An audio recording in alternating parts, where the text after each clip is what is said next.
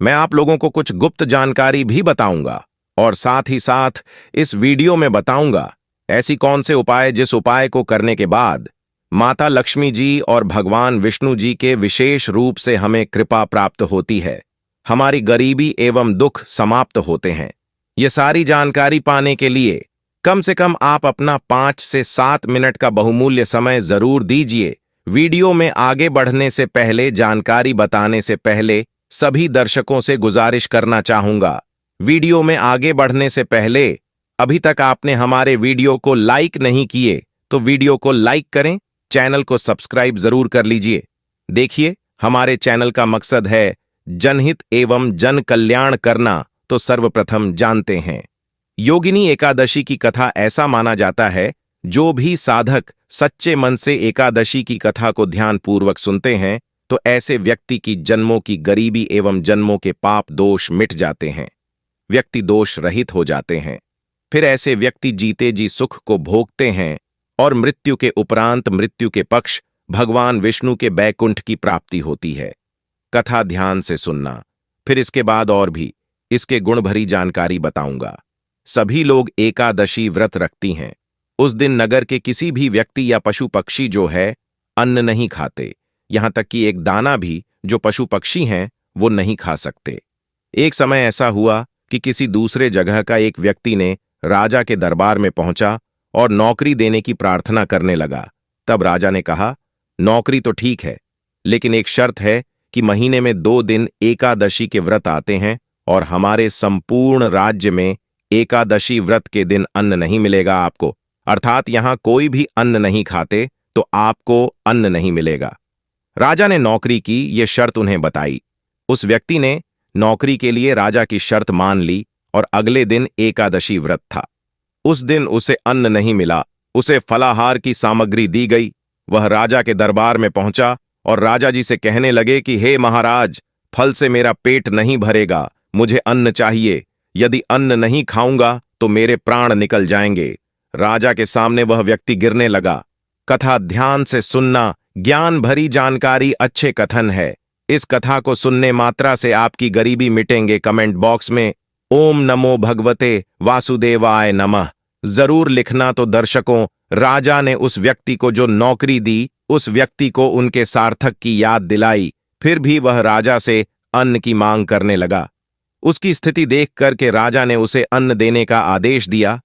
उसे आटा चावल दाल जितने भी अन्न पकाए जाते हैं सारे चीजों उसको दे दिए गए हैं। वह नदी के तट पर पहुंचा और सबसे पहले स्नान किया है, फिर भोजन तैयार करने लगा। जब खाना बन गया तो उसने भगवान से प्रार्थना की कि भोजन तैयार है, आप भोजन ग्रहण करें। उसकी प्रार्थना सुनकर के भगवान विष्णु अपने चतुर्भुज रूप में आकर के पीले वस्त्र धारण किए हुए उनके सामने प्रकट हुए। और ध्यान से सुनना, उसने प्रभु के लिए जो भोजन परोसा, भगवान विष्णु ने अपने उस भक्त के साथ भोजन करने लगे। भोजन के बाद भगवान अपने लोक वापस चले गए। वह व्यक्ति अपने काम पर फिर वापस चला गया। जब फिर अगली एकादशी आई तो उसने राजा से कहा कि उसे दोगुना अन्न दिया जाए, अर्थात उस दिन जो अन्न दिए थे वह पहली एकादशी पर्व भूखा ही रह गया, क्योंकि सारे भोजन भगवान ही खा गए, क्योंकि उस दिन भगवान के साथ उसने भोजन किया था। तो अब महाराज, आज जो है मुझे 2 गुना अन्न दे दीजिए। उसकी बात सुनकर के राजा आश्चर्य हो गया। कहा कि तुम्हारी बात पर विश्वास नहीं है कि तुम्हारे साथ भगवान बैठ कर के भोजन करते हैं। वह तो सभी एकादशी व्रत यहां पर सब लोग रखते हैं, किसी के साथ में भोजन नहीं करते, आपके साथ में कैसे भोजन कर सकते। इस प्रकार से जो राजा है उनके मन में संदेह हुआ।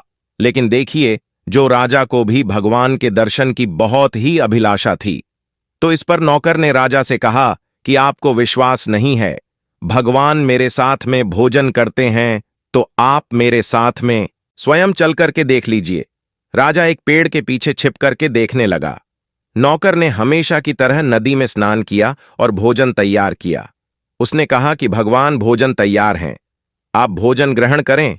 इस बार भगवान नहीं आए। उसने कई बार पुकारा लेकिन भगवान नहीं आए। तब उसने कहा कि यदि आप नहीं आए तो वह इस नदी में कूद करके जान दे देगा। उसने फिर भगवान को पुकारा लेकिन भगवान नहीं आए तो वह नदी में कूदने के लिए आगे बढ़ा। तभी भगवान प्रकट हो गए और उसके हाथ रोक लिया है और उसके साथ में बैठ करके भगवान ने भोजन किया। उसके बाद उसे अपने विमान में बैठा लिया और अपने साथ अपने धाम को लेकर के चले गए। यह देखकर राजा को ज्ञान हुआ कि उपवास में जो नियम है इनका भी पालन करना जरूरी है। पवित्रता के साथ ही साथ मन की पवित्रता भी जरूरी है। साथ ही साथ आपको व्रत में पूर्ण रूप से व्रत का नियम का पालन करना चाहिए, तब आपको व्रत की पुनः फल प्राप्त होगा। तो आज मैं आप लोगों को योगिनी एकादशी के दिन कुछ ऐसे फल के बारे में बताऊंगा जिस फल को खाने के बाद आपको व्रत की पूर्ण रूप से फल प्राप्त होता है। साथ ही साथ अगर आप इस फल को गौ माता को खिला देते हैं, किसी ब्राह्मण को देते हैं, छोटी बच्ची को दे देते हैं, तो बिना व्रत रखे आपको एकादशी व्रत की पूर्ण रूप से फल प्राप्त होगा। जीते जी आपको यहां पर सुख मिलेंगे। मृत्यु के उपरांत आपको भगवान की कृपा प्राप्ति होगा। साथ ही साथ आपकी गरीबी, निर्धनता एवं जीवन में परेशान नहीं होंगे। माता लक्ष्मी जी की कृपा पाने के लिए अपने घर की सर्वप्रथम तो हमें अच्छी तरीके से साफ सफाई करना चाहिए। अब ऐसा क्यों करना चाहिए? क्योंकि माता लक्ष्मी उसी घर में प्रवेश करती हैं जिस घर में शुद्धता का वातावरण, अर्थात अगर आपके घर में कूड़े कचरे हैं तो आपके घर में माता लक्ष्मी कभी नहीं आती। देखिए, जो कूड़े कचरे कहे गए हैं नकारात्मकता का प्रतीक कहे गए हैं। देवी लक्ष्मी सकारात्मक चीजों को खोजती है। देवी लक्ष्मी की बहन जो कुल लक्ष्मी कही गए, जिसे हम दरिद्रता के नाम से जानते हैं।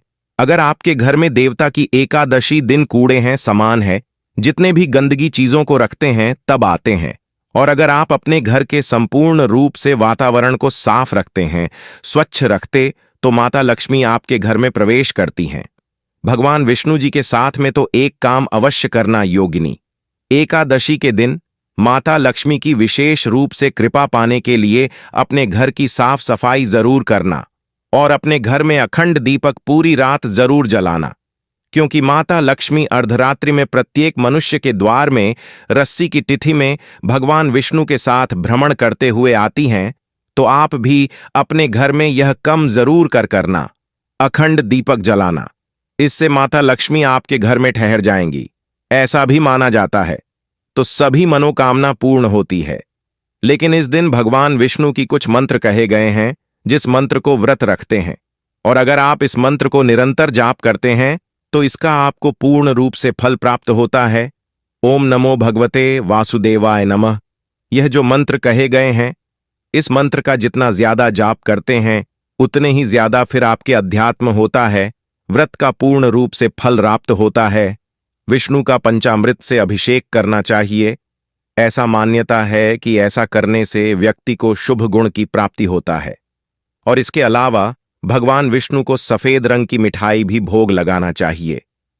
अगर आप ऐसा करते हो छोटे छोटे, और ऐसा भी माना जाता है घर के सुख के लिए योगिनी एकादशी के दिन किसी मंदिर में एक नारियल और बादाम जरूर चढ़ाना चाहिए। अब ऐसा क्यों करना चाहिए, इसके पीछे भी कारण है। अगर आपके कोई काम अटक रहे हैं, आपके काम नहीं बन पा रहे हैं, तो एक नारियल के साथ में आपको थोड़ा सा बादाम, 5 बादाम चढ़ा दीजिए। भगवान विष्णु जी को आपके रुके हुए काम बन जाएंगे। और जरूरतमंद लोगों को अगर पीले कलर की कोई भी चीजों का आज के दिन दान करते हैं योगिनी एकादशी के दिन, तो जीवन में आने वाले सभी प्रकार की समस्या खत्म हो जाती है। जो लोग राजनीतिक क्षेत्र से जुड़े ऐसे व्यक्ति को बहुत ही तरक्की मिलता है। एक बात आप सभी दर्शकों को बताना चाहूंगा, योगिनी एकादशी के दिन माता तुलसी के पूजन जरूर करना चाहिए और शाम के समय तुलसी के पौधे के समक्ष घी का दीपक जलाना चाहिए। और इसके साथ ही भगवान विष्णु का जो मंत्र बताया हूं, ओम नमो भगवते वासुदेवाय, इस मंत्र का जाप करना। और माता तुलसी को इस दिन आप जो है चुनरी लाल कलर की जरूर भेंट कर देना। इससे आपके घर में धन्य धन के भंडार बढ़ते हैं। लेकिन इस दिन तुलसी के पौधे को हिलाना नहीं चाहिए, क्योंकि इस दिन तुलसी माता स्वयं व्रत रखती है। इसलिए अब इस वीडियो में जानते हैं योगिनी एकादशी को क्या ना करें, क्योंकि यह जानना जरूरी है। अगर आप योगिनी एकादशी के दिन कुछ गलती कर बैठते हैं तो इसके कारण आपको व्रत का पूर्ण रूप से फल प्राप्त नहीं होता। इसीलिए आपको योगिनी एकादशी में यह बिल्कुल ही कुछ कार्य जैसे करने से रुकना चाहिए। बस सभी दर्शकों को बताना चाहूंगा, श्री राधे वॉइस चैनल का मकसद है जनहित एवं जन कल्याण करना। इसलिए आप सभी दर्शकों को इस प्रकार ज्ञान भरी जानकारी बताए जाते हैं जिससे आप सभी दर्शकों का अध्यात्म उन्नति हो। हिंदू धर्म के अनुसार एकादशी के दिन चावल का सेवन नहीं करना चाहिए। देखिए, अगर आप चावल खाते तो एक टाइम खा सकते हैं जो लोग बीमार पड़े हैं, लेकिन प्रत्येक मनुष्य को ध्यान देना चाहिए कि एकादशी के दिन व्रत जरूरत रखें। अब इसके पीछे मैं आप लोगों को कारण भी बताऊंगा। वीडियो की आखिरी में इसके साथ ही योगिनी एकादशी के दिन किसी भी प्रकार दूसरे के द्वार में जाकर के आपको भोजन नहीं करना चाहिए। इससे आप उनके कर्जदार हो जाएंगे, आपको उनका कर्ज चुकाना पड़ सकता है। एकादशी पर मन से, वचन से, कर्म से भगवान विष्णु जी का आपको ध्यान करना चाहिए। हमारे धर्मशास्त्र कहते हैं योगिनी एकादशी पर ध्यान से सुनिए। कौन सा भोजन? आपको अपने घर में सब्जी नहीं पकाना। अगर आप यह सब्जी पकाते हैं तो आपके व्रत खंडित भी हो सकते हैं, और जो व्यक्ति घर में अगर इन्हें खाते तो उन्हें भी पाप लग सकते हैं। तो पाप लगने से सबको बचना चाहिए। तो हमारे धर्मशास्त्र कहते हैं योगिनी एकादशी पर गोभी, पालक, शलजम इनका सेवन नहीं करना चाहिए। योगिनी एकादशी व्रत रखने वाले व्यक्ति को जमीन पर ही सोना चाहिए, और एकादशी वाले दिन पर आपको बाल है, नाखून है, नहीं कटवाना चाहिए। एकादशी के दिन संयम और सरल जीवन आपको जीने का प्रयास करना चाहिए, और इस दिन कम बोलना चाहिए, क्योंकि जो लोग ज्यादा बोलते हैं ऐसे व्यक्ति पर भगवान विष्णु बहुत ही नाराज होते हैं। और आपको भूल से भी किसी भी व्यक्ति को कड़वे वचन नहीं बोलना चाहिए। कौन सी चीज को खाने से हमें पुण्य की प्राप्ति मिलती है? तो देखिए, योगिनी एकादशी के दिन आपको क्या करना चाहिए? आप व्रत रखें और फिर व्रत खोलना है आपको। शाम के समय में, रात के समय में तो आपको करना क्या? योगिनी एकादशी के दिन तिल के लड्डू जरूर खाना है, लेकिन तिल के लड्डू खाने से पहले गन्ने हैं, गन्ने का कुछ रस आपको पीना चाहिए। तिल के लड्डू खाना चाहिए, पीले कलर के लड्डू का प्रयोग करना चाहिए। यह सारे चीज सर्वप्रथम तो आपको भगवान विष्णु जी को चढ़ाना चाहिए। भगवान विष्णु को चढ़ाने से बहुत प्रसन्न होती है। जैसे भगवान विष्णु को जो व्यक्ति तिल के लड्डू चढ़ाते हैं, एक धर्म कथा के अनुसार योगिनी एकादशी के दिन अगर आप तिल के लड्डू भगवान विष्णु को नहीं चढ़ाते तो आपके व्रत का पुण्य फल प्राप्त नहीं हो पाता। आप व्रत रखें या ना रखें, कोई बात नहीं। अगर इस दिन अगर आप तिल के लड्डू भगवान विष्णु को केवल एक ही तिल के लड्डू चढ़ा देते हैं तो व्रत के बराबर आपको पुण्य का फल प्राप्त होगा। गधों दान के बराबर पुण्य का फल प्राप्त होता है। जैसे भगवान विष्णु को एक तुलसी के पत्ते चढ़ाने से 1000 गोदान के बराबर पुण्य की प्राप्ति मिलती है, उसी प्रकार एक तिल के लड्डू चढ़ाते हैं तो आगे जितने भी 7 जन्म से पहले आपकी जो पितृ हुए हैं, अगर उन्हें किसी कारणवश उन्हें मुक्ति नहीं मिलती तो उन्हें मोक्ष की प्राप्ति होती है, ऐसा माना जाता है। इस दिन भगवान विष्णु को तिल के लड्डू जरूर चढ़ाना चाहिए। पीले कलर की कोई भी वस्त्र हो अर्पित करना चाहिए, केले चढ़ाना चाहिए। इससे भगवान विष्णु बहुत प्रसन्न होते हैं।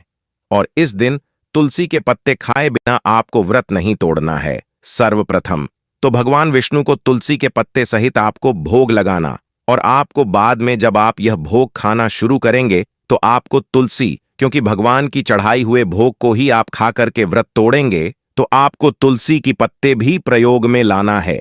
तिल के लड्डू आपको जरूर खाना, तिल के लड्डू जरूर खाना है। और इस दिन क्या दान करें? तो सर्वप्रथम आप जो है इस दिन दान जरूर करें। दान को इस दिन महादान कहा गया है। जैसे पशु पक्षी को दान करें, इस दिन गाय माता को तिल के लड्डू खिलाना ना भूले।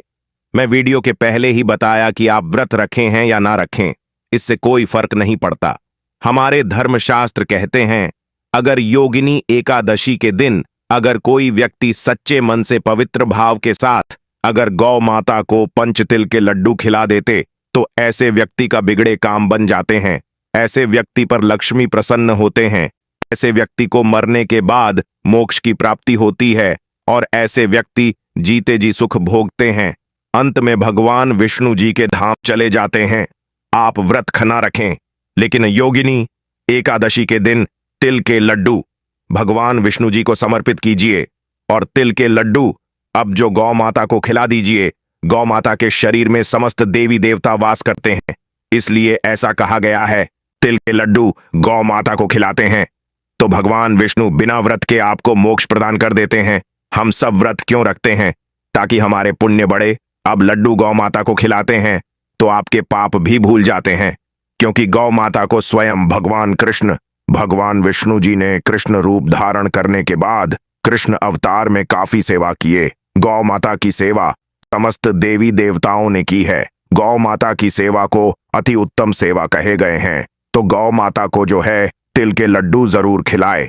अब जो भगवान विष्णु जी को भोग चढ़ाने के लिए जो भोग बना करके रखे हैं, जैसे लड्डू के साथ में बहुत से लोग पूरी बनाकर कर सकते हैं। बहुत से ऐसे लोग हैं जो कि केला रखे हुए हैं, तो केला गौ माता को खिलाएं। जितने भी भगवान विष्णु को अर्पित करें वो सारे, उसमें से कुछ चीज गौ माता को खिलाने से गौ माता भी प्रसन्न होंगे। अब वह खूब सारा आशीर्वाद प्रदान करेंगे, आपको धन दौलत से परिपूर्ण बनाएंगे। इसमें संदेह नहीं है। जो व्यक्ति धर्म के मार्ग में चलते हैं, ऐसे व्यक्ति को लक्ष्मी सिद्ध हो जाते हैं। जीते जी आपको सुख मिलेंगे, मरने के बाद भी आपको मोक्ष की प्राप्ति होगी। श्री राधे वॉइस चैनल का मकसद है आप सभी दर्शकों को सभी प्रकार की ज्ञान भरी जानकारी बताएं। दोस्तों, वीडियो में आगे बढ़े उससे पहले माता लक्ष्मी आपके वीडियो को जो भी लिखे वह चैनल को सब्सक्राइब करें। उसके जीवन में कभी कुत्ता और पैसों की कमी मत होने देना। दोस्तों, ज्येष्ठ महीने की शुक्ल पक्ष की एकादशी को योगिनी एकादशी के नाम से जानते हैं। यह 18 जून को है। तो हिंदू धर्म पुराण के अनुसार इस योगिनी एकादशी संबंधी संपूर्ण जानकारी बताई जाएगी, जिस जानकारी से आपको व्रत का पूर्ण रूप से फल मिलेगा। अगर आप व्रत नहीं रखें, फिर भी अगर आप यह वीडियो देख लेते हैं तो बिना व्रत करें आपको एकादशी की पूर्ण रूप से फल प्राप्त होगा।